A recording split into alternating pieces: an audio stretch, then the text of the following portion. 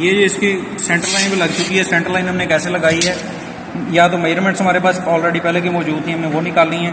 अगर वो नहीं निकालना चाहते तो ये जो आपने फ्रंट व्यू बनाया, फ्रंट व्यू की मेजरमेंट जो है वो सेंटर लाइन बिल्कुल इसके सामने बनेंगी, तो आप यहाँ से इसकी सेंटर लाइन को यहाँ पे ट्रांसफ़र इस तरह से कर सकते हैं। उसके बाद जो सर्कल ये जहाँ पे ख़त्म हो रहा है, वहाँ से भी जहाँ से सर्कल शुरू हो रहा है वहाँ से भी सर्कल की सेम चौड़ाई, ये वाली सेम चौड़ाई इधर ट्रांसफ़र होगी।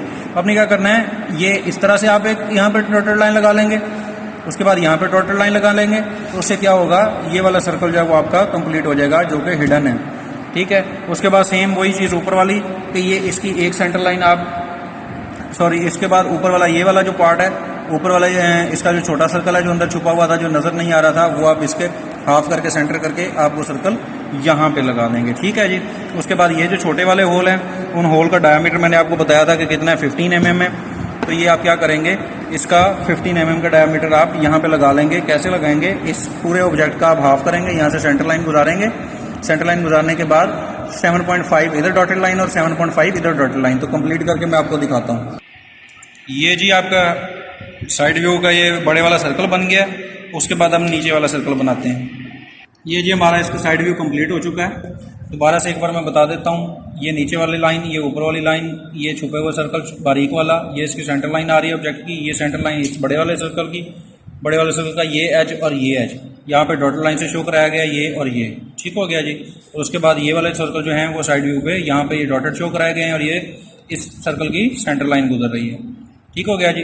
उसके बाद एक्स्ट्रा लाइन जो हैं वो हम सारी की सारी इसके ऊपर से जो है वो अरेज कर देंगे, व्यू जो है वो हमारा साफ हो जाएगा। ठीक है जी। एक्स्ट्रा लाइन कौन कौन सी हमने अरेज करनी है, एक तो हमने ये वाली लाइनें अरेज करनी है, ये वाली लाइन बीच में से अरेज करनी है, ये वाली लाइन अरेज करनी है। इसके लिए सेंटर लाइन लगी रहे, इस सर्कल की भी सेंटर लाइन लगी रहे, इस सर्कल की भी सेंटर लाइन लगी रहे। ठीक है। इसको अरेज करने के लिए मैंने आपको बताया था कि अरेजिंग शील्ड का इस्तेमाल करते हैं। अरेजिंग शील्ड में अभी आपको दिखाता हूँ कि कैसी है। ये जी हमने रेजिंग शील्ड रख के सेंटर लाइनें बीच में से जो फालतू थी वो मिटा दी हैं। ये रेजिंग शील्ड है। रेजिंग शील्ड को हमने इस तरह से रखा था, यहाँ से मिटा दी, इस तरह से रखा, यहाँ से मिटा दी, ताकि साइडों वाली लाइनें जो हैं वो हमारी ख़राब ना हो। ठीक है जी। इसके ऊपर भी बाद में इसकी आपने मेजरमेंट्स देनी है, 55 ये साइड वाली मेजरमेंट, 35 ये, और बाकी होल्स की जो डायमेंशंस हैं वो आप इस व्यू के ऊपर जो इसका टॉप व्यू बनाएंगे उसके ऊपर देनी है आपको। ठीक है जी। अब मैं इसका टॉप व्यू शुरू करने जा रहा हूँ। टॉप व्यू शुरू करने जो जा रहे हैं, टॉप व्यू भी सेम, अगर आपके पास फ्रंट व्यू बन जाएगा, मैं बार बार आपको बताता हूँ, फ्रंट व्यू बन जाएगा तो फ्रंट व्यू बनाने के बाद बाकी के व्यूज हैं वो आपके लिए बनाने आसान है। ये देखें, अब जितनी फ्रंट व्यू की विड्थ है उतनी ही टॉप व्यू की विड्थ होगी। ठीक है जी। जितना ये सर्कल है उतना ही इधर ये सर्कल आएगा, जितने ये सर्कल आपने लगाए हुए हैं उतने ही इसके अंदर ये सर्कल आपको नजर आएंगे। तो आप क्या करेंगे, सिंपल जी, तो इसका अब ये फ्रंट व्यू हमारे पास कंप्लीट हो चुका है, ये साइड व्यू हमारे पास कंप्लीट हो चुका है। ठीक है। जिस तरह से हमने फ्रंट व्यू से यहाँ से मेजरमेंट्स ट्रांसफर की थी, अब हमने इस फ्रंट व्यू को टॉप व्यू बनाना है। ठीक है। ये हमारा फ्रंट व्यू था। ठीक है। फ्रंट व्यू जो है इस तरह से आपको नजर आ रहा था, ये हैच जिसके ऊपर हैचिंग हुई हुई है। ठीक है जी। ये इसका साइड व्यू था। अब हमने क्या करना है, अब हमने इसका टॉप व्यू बनाना है। टॉप व्यू आपको कुछ ऐसा नजर आएगा। ये जो होल हमने इसके ऊपर डॉटेड बनाया था, ये जो होल हमने इसके ऊपर डॉटेड बनाया था, ये वाला होल, ठीक है, ये होल आपको ये नजर आ रहा है। ठीक है। टॉप व्यू के अंदर आपको ये नजर आता रहेगा कंप्लीट। ये वाले होल भी हमने इसके ऊपर डॉटेड बनाए थे, ये वाले होल भी हमने फ्रंट व्यू के ऊपर डॉटेड बनाए थे, इसके ऊपर आपको कंप्लीट ये नजर आएंगे। ठीक है। तो ये आपका एक फ्रंट व्यू बन चुका है। फ्रंट व्यू से आप मेजरमेंट्स को यहाँ पे आसानी से ट्रांसफर कर सकते हैं। ये X1 का ब्लॉक ऑलरेडी आपके पास बना हुआ है, मतलब कि आपके जॉब की जो टोटल विड्थ है वो भी आपके पास बनी हुई है, जो हाइट है वो भी बनी हुई है। ठीक है। तो अब इसकी मेजरमेंट्स हमारे पास क्या है, मेजरमेंट्स जो हैं वो आपको व्यू के ऊपर भी मैं दिखा देता हूँ। ये इसकी मेजरमेंट्स, ये देखें। ठीक है जी। ये 85 का इसका ये पार्ट है, 20 ये 20 और 20 40 और 85, ये कितना हो गया, 125 कंप्लीट हो गया। ठीक है जी।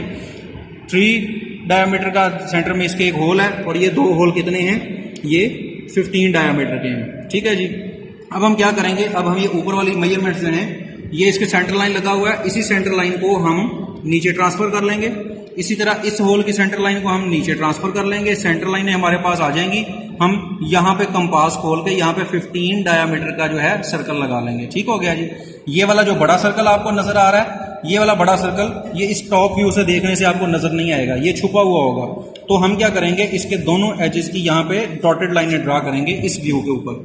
यहाँ से हम डॉटेड लाइनें इसके नीचे ट्रांसफर कर सकते हैं। अब ड्राइंग शीट के ऊपर आपको दिखाते हैं कि डॉटेड लाइनें जो है वो कैसे ट्रांसफर होंगी।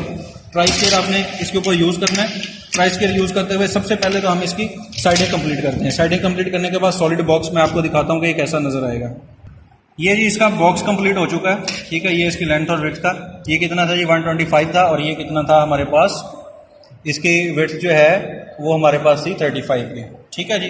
अब उसके बाद हम क्या करेंगे, इसकी सेंटर लाइन को भी नीचे ट्रांसफर करेंगे, छोटे होल्स की भी सेंटर लाइंस को हम नीचे ट्रांसफर कर लेते हैं। ट्रांसफर करने के लिए सेट स्क्वायर भी यूज किया जा सकता है। सेट स्क्वायर को जब हम शीट के बॉर्डर के साथ अलाइन करेंगे तो ये ऑटोमेटिकली बिल्कुल 90 डिग्री के ऊपर ही लाइन को ड्रॉ करेगा, ठीक है। तो इस तरह से हम अलाइनमेंट अपनी जो है वो ठीक कर सकते हैं, ठीक है जी। अब हम इसकी सेंटर लाइन लगाते हैं। सेंटर लाइन के लिए मैंने आपको बताया था कि बड़ी डैश जो है वो हमेशा एज को क्रॉस करनी चाहिए, छोटी डैश जो है वो एज को क्रॉस नहीं करनी चाहिए, ठीक है जी। तो ये सेंटर लाइन है, बड़ी डैश है, गैप है, उसके बाद छोटी डैश है, फिर गैप है, फिर बड़ी डैश है, गैप है, फिर छोटी डैश है, गैप है, फिर बड़ी डैश, गैप, छोटी डैश, गैप, और उसके बाद फिर बड़ी डैश, ठीक है जी। ये बड़े वाले होल के सेंटर लाइन हमने ट्रांसफर कर ली। उसके बाद ये स्मॉल होल्स हैं, सेम वही तरीक़ाकार है। ऊपर वाली लाइन को हमने अलाइन करना है,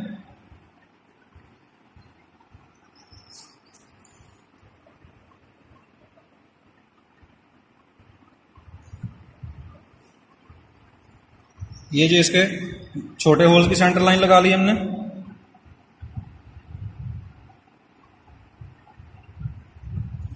इसी तरह दूसरी साइड के छोटे होल की,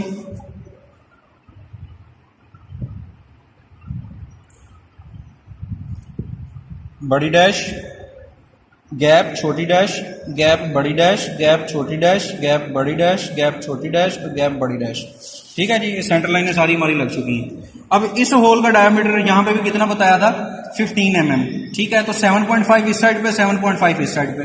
इसी तरह से हमने अब क्या करना है कि 7.5 इधर, 7.5 इधर, इसका होल आना चाहिए। तो हमने क्या करना है, इसका सेंटर निकालना है। इस लाइन का सेंटर निकाल के, सेंटर पॉइंट मालूम करके यहाँ पे कंपास की मदद से हमने होल बना देना है। सेम वही चीज इधर बनेगी, इसका सेंटर मालूम करने हम कंपास से 7.5 mm की कंपास खोल के यहाँ पे होल बना देना है, ठीक है जी।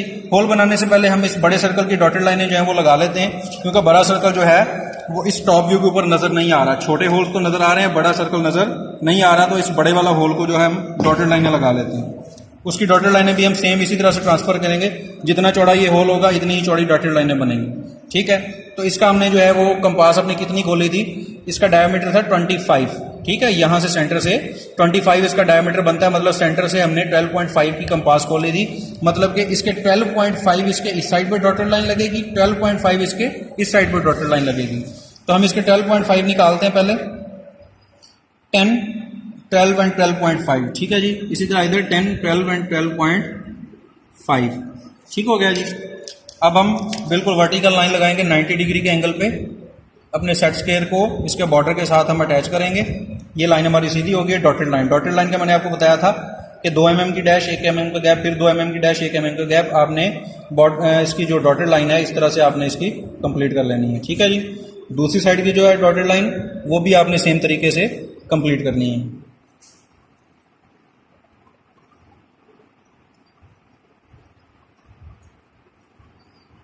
ये जी बड़े वाले होल की डॉटेड लाइनें आपकी कंप्लीट हो चुकी हैं, ठीक हो गया जी।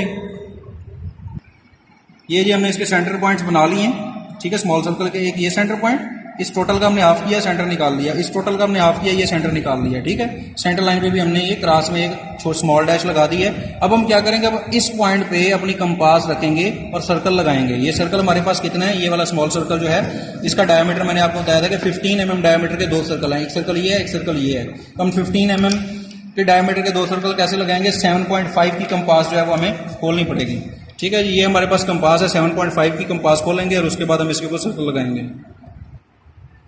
ये जी 7.5 की हमने अब कंपास खोली है। 7.5 की कंपास खोलने के बाद जो है हमने इस सर्कल को कंप्लीट करना है। ये जी 7.5 की कंपास खोल के एक सर्कल हमने ये लगा लिया। सेम वही 7.5 की आपने कंपास खोलनी है और एक सर्कल आपने इधर लगाना है। तो ये व्यू जो है वो आपका कंप्लीट हो जाएगा।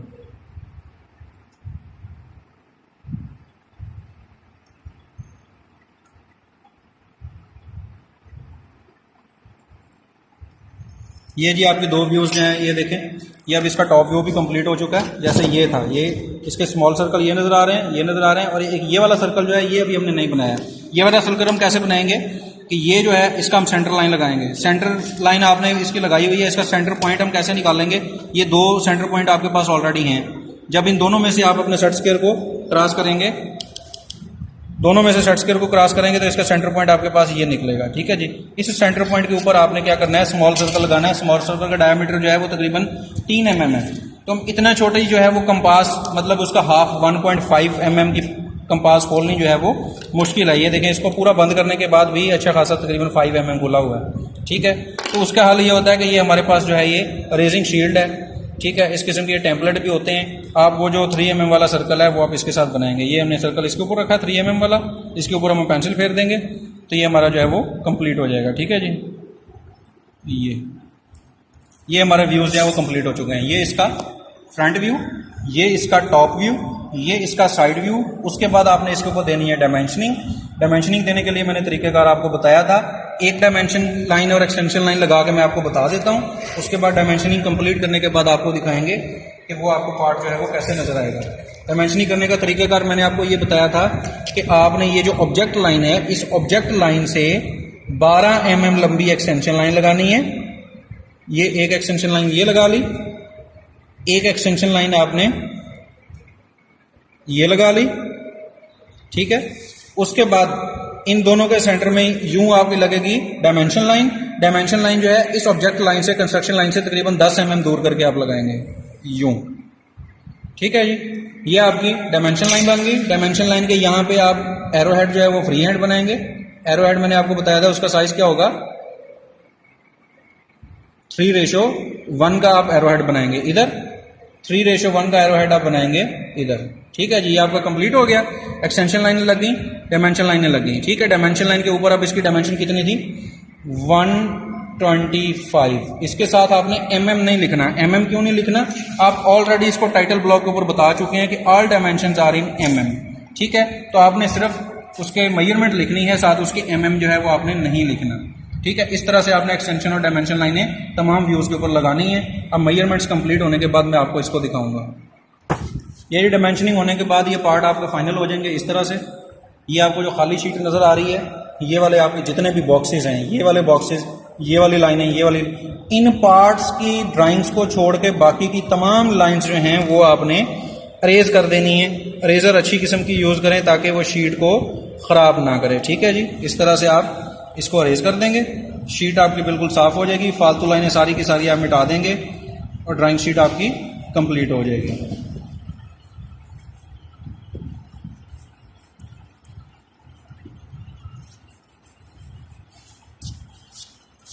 ठीक है जी। इस तरह से ड्राइंग शीट आपने अपनी सारी की सारी साफ कर लेनी है। उसके बाद आपको सिर्फ गाइड करने के लिए, समझाने के लिए, इस शीट की डिवीजन के लिए यहाँ पे भी मैंने ये बताया हुआ था कि ये x डबल डैश है, ये x1 है, ये x डबल डैश है, ये x2 है, ये x डबल डैश है, ये y डबल डैश है, ये y1 है, ये y डबल डैश है, y2 है और y डबल डैश है।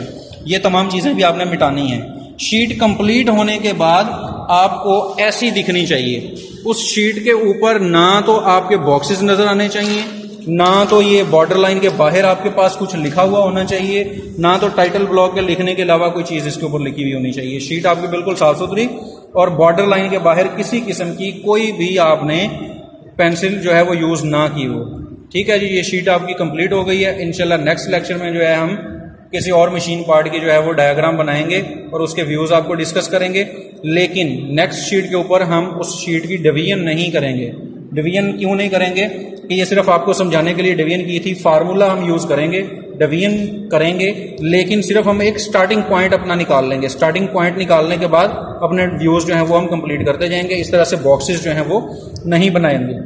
इस तरह से बॉक्सेस बनाएंगे तो शीट जो है वो आपकी गंदी होती जाएगी, खराब होती जाएगी। ठीक है जी। ये लेक्चर हमारा जो है वो खत्म हुआ। ड्राइंग शीट आपकी कंप्लीट हो गई है। अल्लाह हाफिज़।